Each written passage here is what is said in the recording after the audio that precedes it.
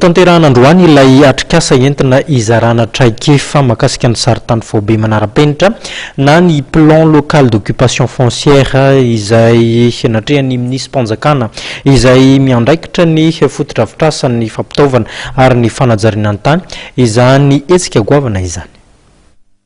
Nisy ny fomba vaovao nampiarina anatsarana ny saritany Fobe Manarapenitra antsoina hoe PLOF na ny plan local d'occupation foncière ka natao indrindra mba izarana ny traikefa mikasika ny fahazahoana ny saritany Fobe sy Manarapenitra ny atrikasa izay notanterahana teto amin'ny DLC Anosy. Zao atrikasa zao dia tsy inona koa fa fizarana traikefa indrindra ka zay atrikasa natao feny université iny zany efa nisy zay ny fombafomba fanatanterahana izany atao hoe PLOF zany zay tapaka tany feny université ka ny androandroany tsy nakory fa fizarana io indrindrandrindra amin'ny bayera indrindrandrindra koa amin'ny fanjakana satria mandany vola be io fanatanterahana io zavatra io. Ny PLOF dia sary ahitana ny satan'ny tany rehetra mahatonga ny olana eto Madagasikara dia mampiasa saritany tsy hita indraindray ny tanin'olona efa misy titre na efa misy certificat foncier. Amin'ity PLOF ity dia hita ao ny satatany rehetra. Ampiasaina eny anivon'ny birao ifotony fananantany ny PLOF raha ny fanamarihana izay noentin'ny Tale Général ny service topographie hatrany. Io saritany mitambabe io dia ampiasain'ny birao ifotony fananantany ary mazava tsara fa natao hoe PLOF zay vita ara-solotsaina dia misy fond de plan ahitana tsara zany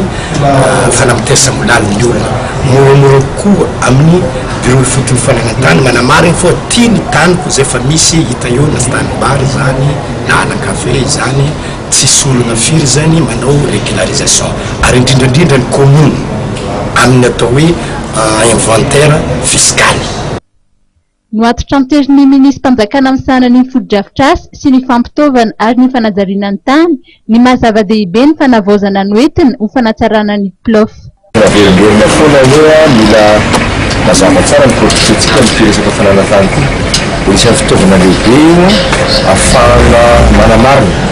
ny tena izy sur terrain zany. Misy an'ireo fahazavain'ny taleteknika teo talehan'ny topographie amin'ny masse territoire miaraka amin'ny FDM ahafahana